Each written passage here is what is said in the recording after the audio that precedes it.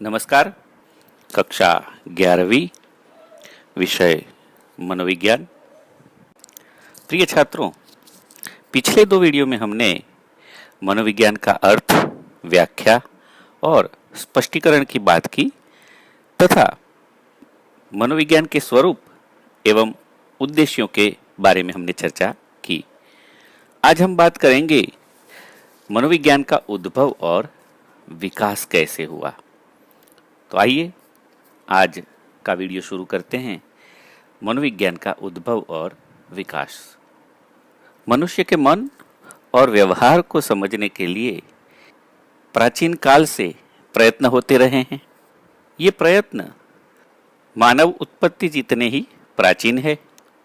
भारत में अनेक ऋषिमुनि विद्वान जैसे कि भरत मुनि, पतंजलि, चाणक्य आदि ने तथा ग्रीस, रोम जैसे देशों में एरिस्टोटल, सोक्रेटिस, प्लेटो जैसे तत्वज्ञानियों ने मानव व्यवहार को समझने एवं समझाने का प्रयास किया।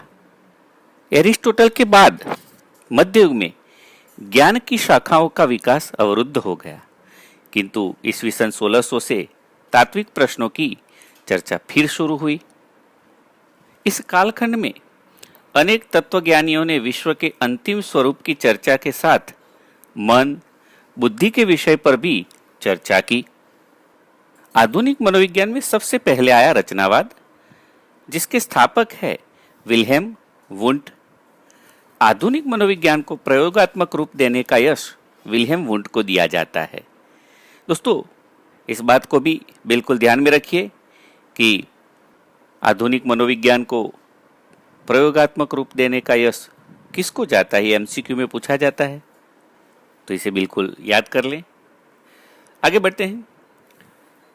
तो विल्हेम वुंट ने आधुनिक मनोविज्ञान को प्रयोगात्मक रूप दिया और इसीलिए उन्हें मनोविज्ञान के पिता के रूप में भी जाना जाता है। मन की रचना को समझने के लिए उन्होंने अंतर्निरीक्षण पद्धति का उपयोग किया और इसीलिए इन्हें रचनावादी के रूप में जाना जाता है। विल्हेम वुंट ने 1879 में जर्मनी के लिपजिंग शहर में मनोविज्ञान की सर्वप्रथम प्रयोगशाला स्थापित की। दोस्तों, इसको भी ध्यान से समझे। ये 2 मार्क्स के सवाल में पूछा जाता है। यह सवाल कि मनोविज्ञान की सर्वप्रथम प्रयोगशाला किसने और कहाँ स्थापित की।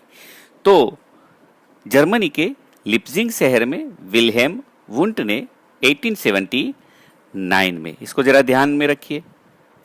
तो रचनावादी मनोवैज्ञानिक विल्हेम वुंट ने अंतर्निरीक्षण पद्धति की बात की और इस प्रकार से मनोविज्ञान का अध्ययन शुरू किया, किंतु उनके बाद वाले सारे मनोवैज्ञानिकों ने अंतर्निरीक्षण पद्धति का अस्वीकार कर दिया। तो ये बात करते हैं रचनावाद के बाद कार्यवाद की, जिसके स्थापक है विलियम जेम्स। अमेरिकन मनोवैज्ञानिक विलियम जेम्स ने मन को समझने के लिए नया अभिगम अपनाया, जिसे कार्यवादी अभिगम नाम दिया गया। उसके बाद समष्टिवाद की शुरुआत हुई, जिसके स्थापक मनोवैज्ञानिक है वर्धीमर, कोहलर और कोफका। 20वीं सदी के प्रारंभ में जर्मनी में रचनावाद के सामने समष्टिवादी अभिगम का उद्भव हुआ, क्योंकि समष्टिवादी अभिगम में मानने वाले वैज्ञानिक अंतर्निरीक्षण पद्धति द्वारा अध्ययन को स्वीकार नहीं करते थे। इस समष्टिवाद में वर्धीमर, कोहलर, कोफका का योगदान महत्वपूर्ण रहा। वे लोग मन की रचना के स्थान पर प्रत्यक्षीकृत अनुभव के संगठन पर जोर देते थे। जैसे कि हम जब फिल्म देखते हैं तब वास्तव में हमारी नजरों के सामने स्थिर चित्रों की शीघ्रता से बदलती हुई श्रृंखला गुजरती है। कोई चलायमान वस्तु होती नहीं है। जो चित्र हमारी नजरों के सामने से गुजरते हैं वे तो स्थिर ही होते हैं, लेकिन इतने पास पास होते हैं और इतनी तीव्रता से गुजरते हैं कि हमें वह चित्र चलता हुआ दिखाई देता है। इस प्रकार समष्टिवादी मनोवैज्ञानिकों ने हमारे अनुभवों के संगठन पर जोर दिया और उसका अध्ययन किया। इसके बाद व्यवहारवाद की शुरुआत हुई, जिसके स्थापक मनोवैज्ञानिक है जॉन बी वॉटसन।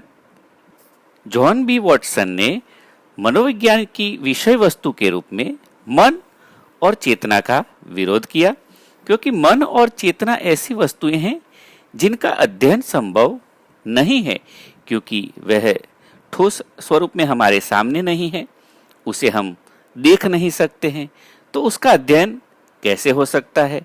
और इन्होंने मनुष्य के या प्राणियों के व्यवहार का अध्ययन करना शुरू किया और इसी प्रकार इसे व्यवहारवाद के नाम से जाना जाता है। वॉटसन का मानना था कि मन को देखा नहीं जा सकता और इसीलिए उसका अध्ययन भी नहीं किया जा सकता। वॉटसन का यह भी मानना था कि अंतर्निरीक्षण व्यक्तिगत होने से अन्य व्यक्ति द्वारा जांचा नहीं जा सकता। उन्होंने मनोविज्ञान को इस रूप में रखा है, व्यवहार का विज्ञान अथवा उद्दीपक के सम्मुख दी जाने वाली प्रतिक्रिया जिसका अध्ययन वस्तुलक्षी ढंग से किया जा सकता है और नापा जा सकता है। इसके बाद मनोविज्ञान को समृद्धि प्रदान करने वाले मनोविश्लेषणवाद की उत्पत्ति हुई, जिसके स्थापक है सिगमंड फ्रॉइड। मनोवैज्ञानिक सिगमंड फ्रॉइड ने अपने विचारों से विश्व को चौंका ही दिया। उन्होंने मानव व्यवहार को अजागृत इच्छाएं और संघर्ष के गतिशील प्रकटीकरण के रूप में प्रस्तुत किया, जिसे मनोविश्लेषणवाद से जाना जाता है। उनके मतानुसार मनुष्य अजागृत इच्छाओं या सुख प्राप्त करने की इच्छाओं से प्रेरित होता है, यानी मनुष्य के सारे व्यवहार अपनी इच्छाओं पर ही निर्भर रहते हैं। समष्टिवाद के बाद शुरुआत हुई मानववाद की, जिसके स्थापक मनोवैज्ञानिक रहे कार्ल रोजर्स और अब्राहम मैस्लो। तो कार्ल रोजर्स और अब्राहम मैस्लो जैसे मानववादियों ने मनुष्य की इच्छा शक्ति की स्वतंत्रता और आंतरिक संभावना के विकास की ओर बढ़ने की प्राकृतिक इच्छा पर जोर दिया। इस प्रकार अलग अलग अभिगमों ने आधुनिक मनोविज्ञान के इतिहास और विकास में अनेक संभावनाओं को जन्म दिया। अंततः 20वीं सदी के उत्तरार्ध में बोधात्मक अभिगम विकसित हुआ। बोधन यानी जानने की प्रक्रिया, जिसमें सोचना, समझना, देखना, याद रखना और समस्या के हल का समावेश होता है। बोधात्मक मनोवैज्ञानिकों ने मानव मन को कंप्यूटर की तरह जानकारी की प्रक्रिया करने वाले सिस्टम के रूप में रखा। उनके मतानुसार मन कंप्यूटर जैसा है, जो जानकारी को स्वीकार करता है, प्रक्रिया करता है, बदलता है, संग्रह करता है और आवश्यकता पड़ने पर बाहर लाता है। तो दोस्तों, ये हुई आधुनिक मनोविज्ञान के उद्भव और विकास की बातें, किंतु ये सारी बातें तो विदेश की हुई।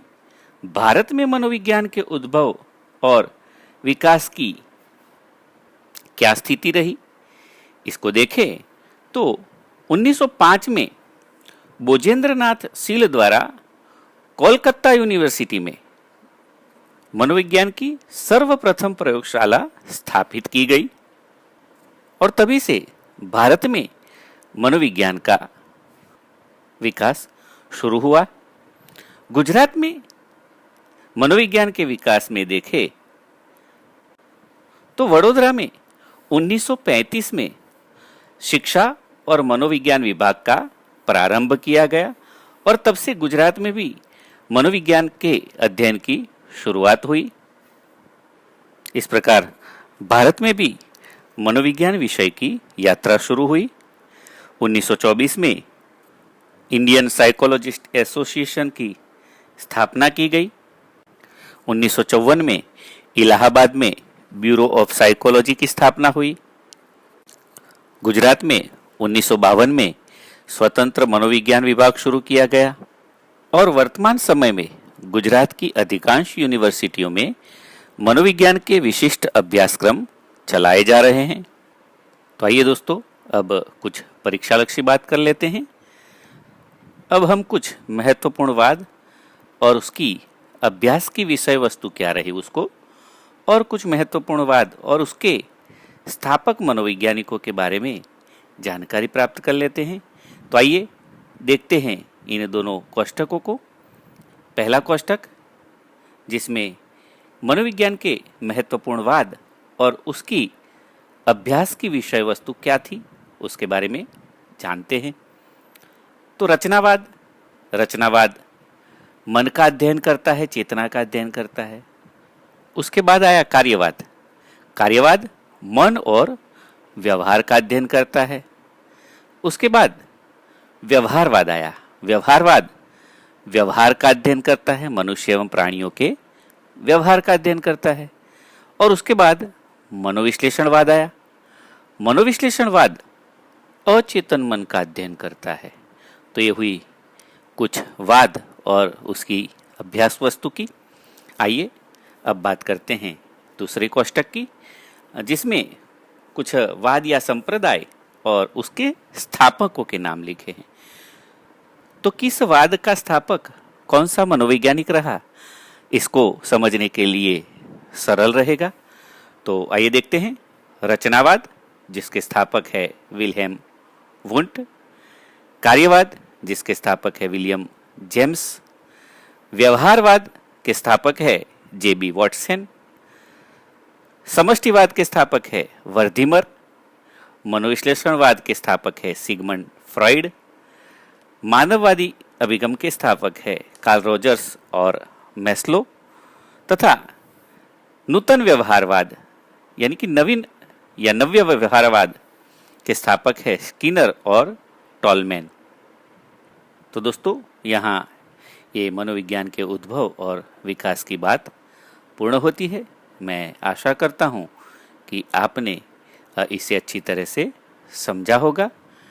अगले वीडियो में हम बात करेंगे मनोविज्ञान के अभिगमों के बारे में। आज इतना ही। नमस्कार, सबका मंगल हो।